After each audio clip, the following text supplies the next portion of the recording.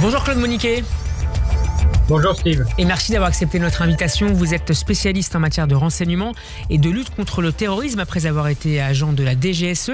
Le match de football France-Israël de demain soir a été classé à très haut risque. C'est un match de Ligue des Nations. Claude Moniquet, qu'est-ce que ça signifie concrètement sur le plan opérationnel ? Sur le plan opérationnel, ça signifie que des moyens extrêmement importants sont déjà mis en œuvre. En termes de sécurité physique sur les lieux du match, on parle d'un dispositif qui, à l'échelle, bien entendu, est totalement comparable à l'effort qui avait été fourni pour les Jeux Olympiques, oui. C'est-à-dire à peu près 4000 CRS et gendarmes autour du stade, dans les transports en commun qui mènent au stade et autour des hôtels qui abriteront les touristes israéliens, les supporters israéliens et l'équipe. Et on parle pour l'équipe elle-même d'une protection 24 heures sur 24 par le GIGN, les RAID.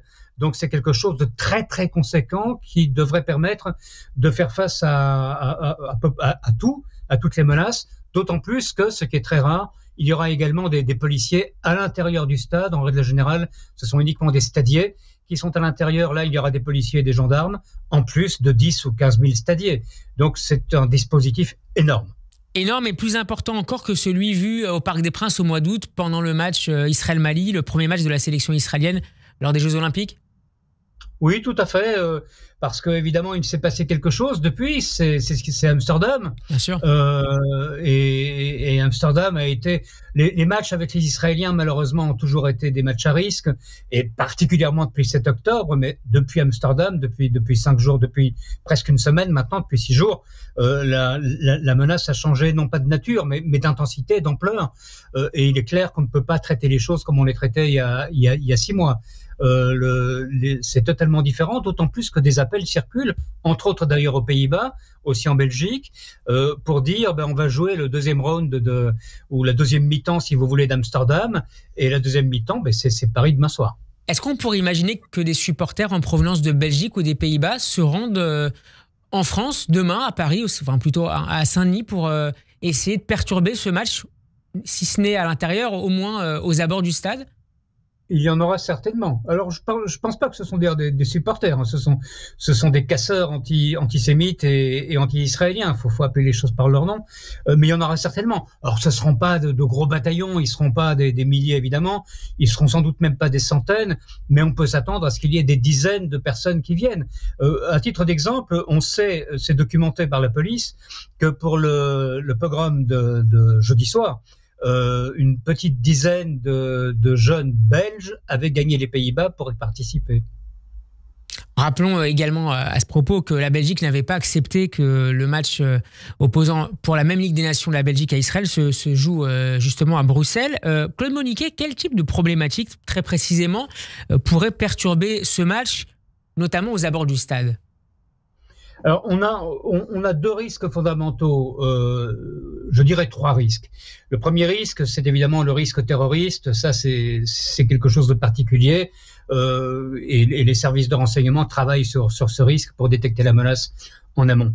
Le deuxième risque, c'est évidemment sur le premier risque, je me permets de vous interrompre, Claude Moniquet. Est-ce que la menace est plus importante que sur d'autres matchs ces derniers temps ? Oui, bien entendu. À partir du moment où on a, je le répète, malheureusement, des Israéliens qui participent à un match, que ce soit du handball, du ping-pong, n'importe quoi. Je veux dire, la présence d'Israéliens est un incitatif particulier pour les groupes terroristes, et pas seulement pour les groupes, aussi pour les individus, plus ou moins équilibrés, qui veulent s'en prendre à Israël par le biais du terrorisme. C'est incontestable. De ce point de vue, la présence d'Emmanuel Macron et de plus hauts dirigeants français présents ou passés, notamment le Premier ministre Michel Barnier ou encore l'ancien président de la République Nicolas Sarkozy, renforce le caractère particulièrement risqué de cette rencontre de Ligue des Nations ? Alors, ça peut renforcer le caractère risqué parce que, bien entendu, aux yeux de la mouvance islamiste, comme aux yeux des petits casseurs antisémites, ça va souligner le fait qu'il y a, comme ils le disent, une alliance entre les sionistes et, j'utilise leur terme, bien entendu, les sionistes et la France. Donc, c'est un incitatif en plus. Mais je pense en même temps, et il faut prendre la chose du côté positif, que c'est un formidable signal. Nous avons eu d'un côté, effectivement, la Belgique qui, faut dire les choses très clairement, qui par lâcheté, une lâcheté qui est habituelle à la Belgique, avait refusé que le match se tienne à Bruxelles. Là, il va se tenir à Paris malgré les demandes d'interdiction de l'extrême gauche, et il se tiendra à Paris en présence des plus hautes autorités présentes et passées de l'État. Ça, c'est quand même un formidable, quoi qu'on puisse penser par ailleurs des déclarations du président de la République dans d'autres temps, c'est un formidable signal de solidarité et de soutien à la communauté juive qui est donné par les autorités. Claude Moniquet, je reviens à ce que vous nous expliquiez il y a quelques instants sur les deux types de risques. Vous évoquez dans un premier temps le risque terroriste. Quel est le deuxième risque ? Alors le deuxième risque, c'est évidemment le risque d'une tentative d'intrusion ou d'une attaque, je veux dire, de foule, du type émeute sur le stade. Et il y a un troisième risque, mais ça avec 4000 gendarmes et CRS, ils ne doivent pas rêver, ils n'y arriveront évidemment pas, ils n'arriveront même pas, probablement pas aux abords du stade. En revanche, il y a un autre risque dérivé, qui est celui d'attaque sur des supporters isolés, dans les transports en commun, dans les hôtels, en ville.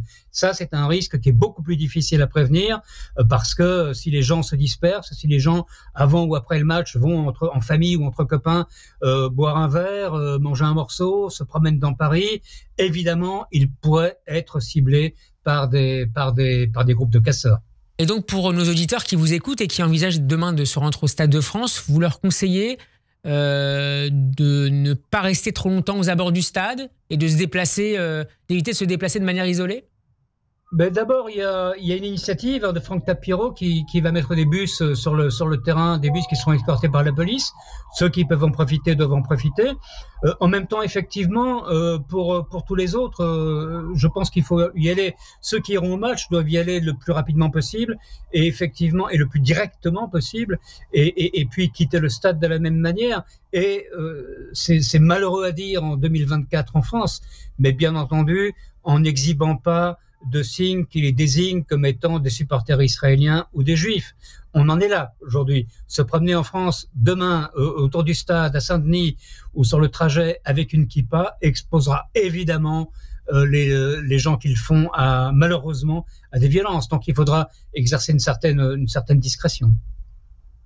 Ça me peine de vous poser et d'insister sur cette question, Claude Moniquet, après vous avoir écouté sur ces signes distinctifs, identitaires à cacher aujourd'hui en France. Est-ce que vous, dans la même lignée, vous conseillez également de ne pas prendre les transports en commun demain, notamment après le match ?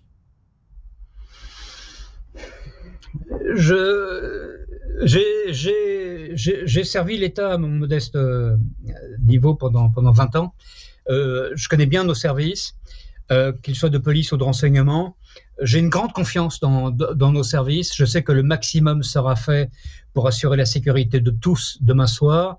Reste que malheureusement, on est dans un contexte très particulier dans lequel on ne sait pas du tout quelle sera l'ampleur. Il y aura des choses qui risquent de se passer demain soir, mais on ne connaît pas leur ampleur. Si on a quelques dizaines d'excités, ce sera très vite réglé. Si ça dépasse ces quelques dizaines de personnes et qu'on assiste à des scènes de chasse aux juifs comme on a vu à Amsterdam, ce que je n'ose pas imaginer, ce sera beaucoup plus compliqué. Donc je pense vraiment prudence et discrétion. Et de nouveau, je le dis, c'est désolant. On est en France, on est en 2024, on est 9 ans après les attentats de novembre 2015, on est un peu plus d'un an après le pogrom du 7 octobre, on est à quelques jours après l'anniversaire de la nuit de cristal, et malheureusement aujourd'hui en Europe, des Juifs doivent je dirais pas se cacher, mais être discrets. C'est une situation affreuse. Claude Moniquet, dans une analyse parue ce week-end dans le journal du dimanche, vous pointiez du doigt à propos des émeutes et des tentatives de lynchage à Amsterdam. Vous pointiez du doigt l'hypothèse d'une activation à distance par le régime iranien de certains de ces émeutiers qui s'étaient pris donc violemment à les supporters juifs et israéliens. Quels sont les éléments favorisant cette thèse ? Alors, il y a deux séries d'éléments. D'abord, il y a des déclarations iraniennes qui sont intervenues très tôt. Dès vendredi, on a eu un compte Telegram lié aux gardiens de la Révolution qui se félicitait de ce qui s'était passé à Amsterdam, qui montrait des images du pogrom et qui expliquait les sionistes, puisqu'ils ne disent jamais juifs, ils disent sionistes. Les sionistes ne seront plus à l'abri nulle part dans le monde. Et puis, le lendemain, on a une déclaration un peu plus modérée, plus ambiguë, mais extrêmement inquiétante du ministre des Affaires étrangères, Abbashi, qui lui déclarait si l'agression sioniste, de nouveau ce sont leurs termes, continue, la violence et le chaos s'étendront très loin de la zone du Moyen-Orient. Donc ça peut clairement être interprété comme des menaces liées à ce qui s'est passé à Amsterdam. La deuxième chose, c'est qu'on sait par différentes enquêtes qui sont en cours à Paris, à Berlin, à Copenhague et à Stockholm à minima, on sait que les Iraniens ont recruté ces derniers mois des criminels, des délinquants, des membres de bandes organisées, des trafiquants de drogue, etc., pour commettre des attentats contre des intérêts israéliens, l'ambassade par exemple à Copenhague, et contre les juifs, les communautés juives. Donc il y a un faisceau de présomption, l'enquête est en cours et c'est du renseignement parce qu'on ne va jamais, très probablement, on ne va jamais désigner publiquement l'Iran comme étant responsable, mais en termes de renseignement, beaucoup de choses sont en cours pour vérifier ça et malheureusement on peut craindre que cette hypothèse d'une implication iranienne soit très réelle.